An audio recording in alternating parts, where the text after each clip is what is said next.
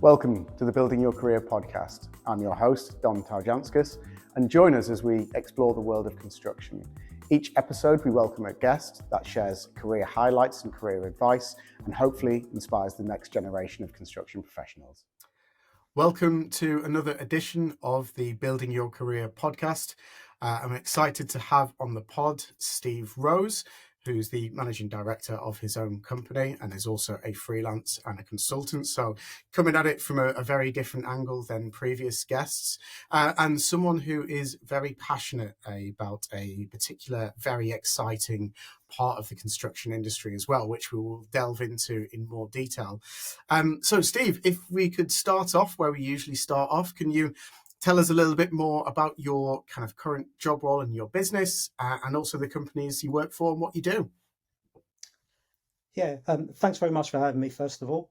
I'm the managing director of my own company. I've been running for about 3 years now. We've set up a freelance company because currently I'm back at university doing a master's degree in construction project management, and a freelance enables me some time to do what I need to do. So freelancing, I'm offering principal designer roles and principal contractor roles and health and safety consultancy to some corporate blue chip companies through some FM facilities management companies and direct to some building contract companies. So some of the clients that we currently work for are people like BP, ExxonMobil, Santander, and some defence companies, and it's quite varied work, and I enjoy doing what I do. So the companies engage with myself to take on the principal designer role to work alongside the clients to understand the employees' requirements and pull together concept designs. We work alongside the designers to pull those concept designs through to approved designs. We oversee all the health and safety elements within the pre-construction stage. We produce a tender pack, put it out to tender. We do a tender analysis on the works. And then we sit down with the client, choose who we want to go with, and we will also manage the contractor, which could be either a JCT contract or an NEC contract. Outside of that, we can also offer a principal contractor role. So through my network of contacts over the years, we've got some supply partners on my books that we can offer a delivery service across most sectors of construction, to be honest, whether that's fit out, new builds, refurbs, whatever the case may be. So we would deliver projects as a principal contractor, managing CDM elements and the delivery of the construction works. Alongside that, because we also offer health and safety reporting and carry out audits to ensure CDM compliance and ensure that the folders and the documentation and the whole setup on site is generally as it needs to be. So the site safety management files in place with the relevant documents to support the project and the delivery. Brilliant, Stephen. Could you, because I know we get a few messages from some of our listeners who have seen the term FM and don't really know what that kind of means, because that's another option or another kind of type of construction. So could you just give us a really kind of brief breakdown of exactly what facilities management means in construction? Yeah, so I work for two well-known, quite big facilities managers companies that part of the looking after the client's buildings and maintaining the services within those buildings is to undertake any project works that they might have. Some of the works around critical plant that's coming towards the end of its useful life that needs to be replaced. Some of it's to do with legislation change. Some of it's to do with innovation and the way that the client's looking to take their business. Other elements are around delivering projects that reduce energy consumption and help the client meet their aims and targets around carbon reduction.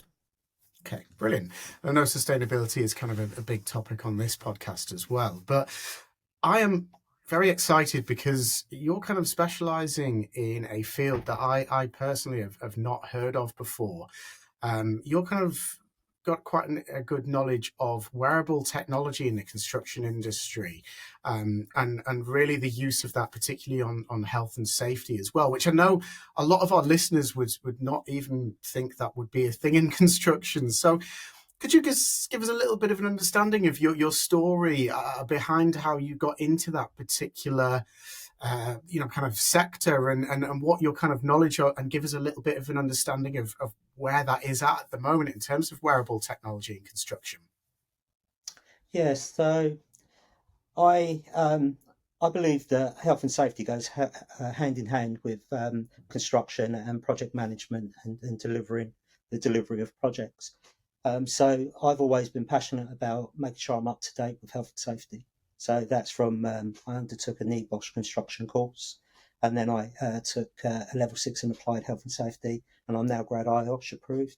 Um, and I'm doing a master's degree currently, and my dissertation is around attitude and behaviour changes in adopting wearable technology devices by construction workers to improve their personal health and safety. Um, and it's all about changing people's attitude that might be resistant to change, um, about adopting the technology, because I know there's a lot of things to consider, but ultimately, if we can um, bring this technology into construction, it's going to help improve people's personal health and safety.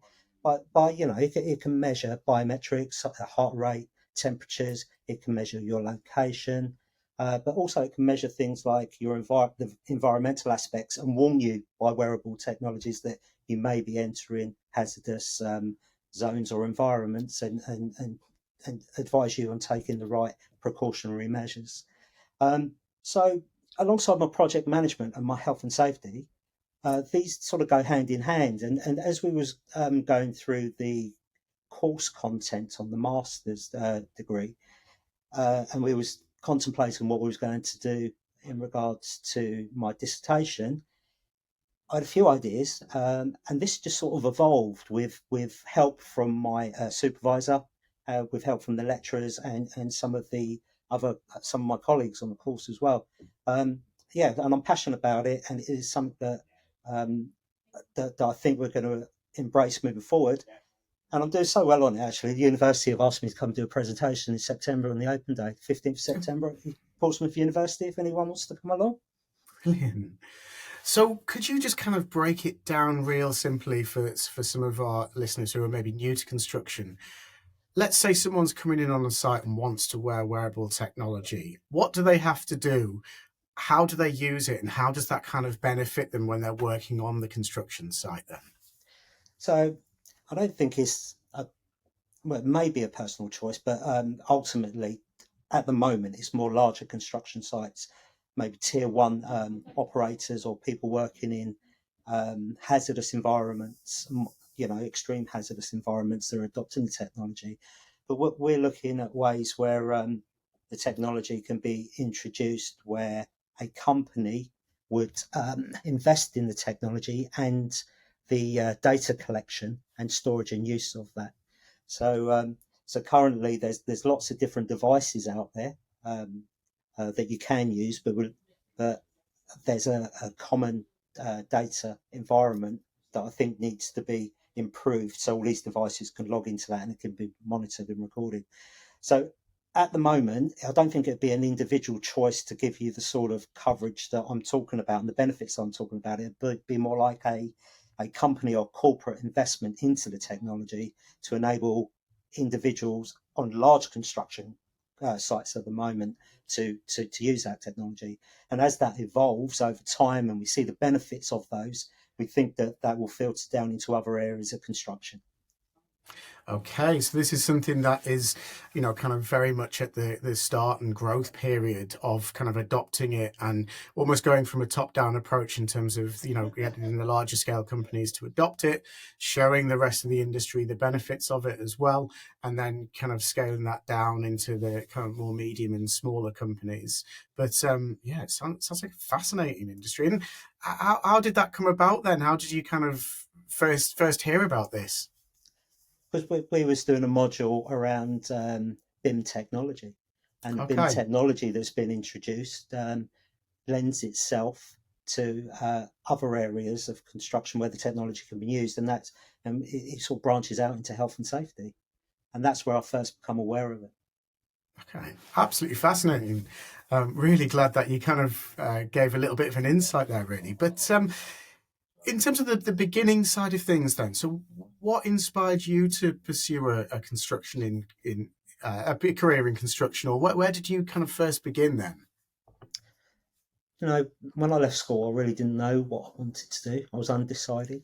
Lots of people around me knew what they wanted to do and were taking relevant courses to study in a certain direction. So I went to sixth form and was taking my A levels. But we was having a house rewired at the time, and I saw what the guys were doing, and it interested me. And I decided, that maybe that would be the direction I'd like to go. So I took on an electrical apprenticeship and dropped out after a year because I just made up my mind that's what I wanted to do. So I went to college for 4 years and got my electrical training and my technician's course. Was working for a company that had a contract with the Met Office that over in Bracknell, Reading and surrounding areas, looking after all of their buildings, doing electrical installs and data installations. And that was a really good environment to learn in. And then from there, I branched. I left there and went to work on construction sites doing Cat A fit outs in commercial buildings, fire alarms, data installs, and general electrical installations. Which was great. Lasted about 5 years doing that, and then I set up on my own, as a sole trader, and I started doing my own electrical installs. Um, Started getting inquiries for plumbing and heating, which I was passing on to colleagues. But they were so busy, they encouraged me to go back and train myself. So I did. And then we branched out into to gas, LPG and oil, so both domestically, commercially. So, and then, we was accredited with the NIC as well. And we started to grow. But as it evolved, you meet lots of people along the way. And one of my clients asked me if I would consider managing a project where we take ownership of a commercial building, strip it bare, and convert it to some student accommodation, high-end student accommodation in Southampton. And that's where the construction knowledge came. And as it evolved, I realised that I needed to learn certain things around health and safety, management of the people that we were using, contracts and things like that. So I went out of my way to go and learn those things. And And yes, I'm really glad that I pursued the career in construction because it's varied, and I couldn't think of anything worse than being in the same place every day, sitting at the same desk every day. And I like the fact that I just get out and about, and I think it's each to our own. Really, it's what suits you, isn't it? Are you a job seeker, tired of endlessly scrolling through job boards with no success? Has your job search hit a dead end? Well, we're here to tell you there's another way. Here at Quest Personnel, we offer a variety of free resources to help job seekers just like you. Our team of expert recruiters is here to help you through every step of the job search process, from CV writing to interview techniques. But that's not all. We also offer exclusive access to workshops, networking events, and other job roles that you simply won't find anywhere else. So what are you waiting for? Get in touch now on our website, questpersonnel.co.uk. And out of interest as well, just kind of expanding on the health and safety side, how has the industry changed both in terms of legislation on health and safety and also the kind of just general opinion of taking health and safety seriously from when you first started off to where you are now? Yeah, so health and safety has always, well, in my time, it's been a consideration, but the consideration is more now. There's more considerations around the relevant risks that you might be exposed to and how you manage them. So in terms of legislation, there was the CDM, I think it was 2007 was in, and then that evolved into CDM 2015. Um, and there's always amendments and upgrades to health and safety, and courses that you should be going on to make sure that you're current. So just for example, when you're with IOSH, there's a continued development plan that you need to adhere to keep your membership in place. So you're always encouraged to update your knowledge and keep current to where you need to be. Brilliant. And so if you could kind of go back in time then and give yourself just one bit of advice when you first started out in the construction industry, what advice would you give your younger self? I think it's all about keeping current, so making sure your knowledge is up to date, and that's in terms of whatever training courses you need to do. Make sure you get on those, keep yourself up to date, but also in terms of um, coaching and mentors. If you can surround yourself by knowledgeable people that know more than you do, and try and gain some of that knowledge and experience that they have, um, you'll keep yourself current, and I think you do very well. But and the thing around that as well is that you need to make sure that you're motivated to do those things, because I think when you get into construction, you have to accept the fact there's going to be continued learning throughout your life cycle within construction. You can't just do a single course at the front end of it and think that's going to see you through towards the end, because you might be a carpenter, do a carpentry course, great, but then health and safety evolves and you need to get yourself familiar with that. You have to go back and do things like your SMSTS or your triple STS or your CSCS cards. And you're always going back and doing learning. So you have to accept that and embrace it.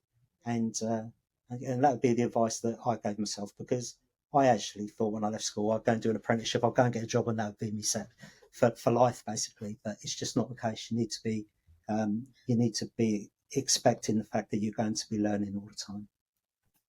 And I think that's one thing that is a common thread on this podcast, is that it is constant learning. No two things are ever the same. So you've always got to kind of stay ahead of the game, really. And it is exciting because you're always learning new things, new ways of doing things, as you are at the moment, new wearable technology. There's always changes in the industry that you just have to keep on top of. So it's not a job where, you do, your qualification and come in and that's that. It's always a constant learning curve. So, you need to be aware that you've just got to keep your eyes and ears open and just absorb as much knowledge as possible, really. Definitely. Different environments, different people, and just grow your knowledge base. So that leads really nicely on to our next question then. So in your opinion, kind of how important is it for, training and development in the construction industry, and what courses or qualifications would you recommend to people who are just starting out in the industry?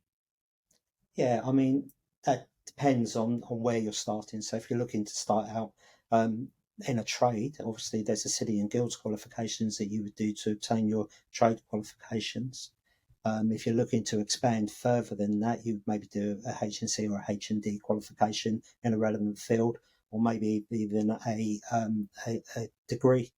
You're going to do a degree if you want to get into management, or maybe some sort of design element. But I think around health and safety, I think most people should do an element of health and safety training to make sure they're fully compliant. So you can do courses on CDM, or NEBOSH do some really good courses as well that are specifically set up for certain environments. I also believe that, as you move on throughout your construction career, you need to do some sort of leadership and management. So I've done a leadership and management course at level 5, which I found was very, very beneficial. obviously I'm quite passionate about health and safety, so I've then gone on and done a further level 6 in applied health and safety, which I found really, really useful and filled a lot of gaps in my knowledge doing that course. But ultimately, the master's degree is filled in the most gaps for me. So I've got lots of knowledge over my time, but in terms of managing projects and how it should be done on a larger scale, the construction project management course there is really filled in, like I said, loads and loads of gaps for me. And the other thing I think is great is to get yourself affiliated with relevant bodies. So the Association of Project Managers is a great one if you're going to be a project manager, or the CIOB, which is another one if you're in construction, and obviously, like I said, IOSH for health and safety. Those ones I think give you a really good knowledge base and good foundations moving forward for your career. And it's worth noting as well, with a lot of those companies, they do free online courses or free online seminars that you don't necessarily have to pay for. Some of the courses can go as cheap as £10 or even £5. And some of the courses for any of the listeners that are at university are completely free as well. So they have a full list on the website of the courses that they do run. So make sure you go and check out those websites, because there's a lot of free information out there that you can kind of jump on straight away just to start learning as you're at university, or kind of coming through the trades route and just learning in your spare time as well, really. So yeah, some very, very good advice there, really. But leading on just to our final question. So this is more for some of our kind of senior management listeners or director level listeners. But with the CIOB recently publishing a report to say we need 250,000 more people in the industry in UK by 2027. Obviously, we need to attract a lot more people into the industry, but what can the industry and what can the kind of senior management do to both attract and retain young talent in the industry? I think you need to identify potential career paths for people. You need to be competitive in salaries, but job security is a big one for me, because the construction industry, unless you're involved in something where it is contract based, that you've got a contract for a period of time, is from job to job to job. So that would sort of worry me if I was coming into the industry, because I can always remember when I was an electrician and we'd be asking what's after this one. And I also think when you start setting out on your own, there's issues around getting paid within the industry. I think if that could be tidied up, lots of people that you speak to would say that they've lost money, or people have knocked them, and they've taken hits for large sums of money. I don't know the solution to it, but I think there are areas that need to be tightened up. I think with the improvement in health and safety and the investment in technology, all of those things coupled together would make the industry more appealing to people coming in at whatever level, really, to be honest. Brilliant, Steve. Well, some really good insights into the industry there. Some very exciting things that are coming through, particularly with the wearable technology as well. So it's been an absolute pleasure to have you on as a guest, and I've learned a lot from having you on as well. Thank you. Appreciate that. Thanks very much, Steve. Cheers, then. Thank you for joining us on the Building Your Career podcast. We hope you enjoyed hearing from our guest and learning about the different career paths available. Don't forget to like, comment and subscribe so we can reach even more listeners. And if anyone wants any free CV advice or simply wants to know the options available to them, don't hesitate to get in touch.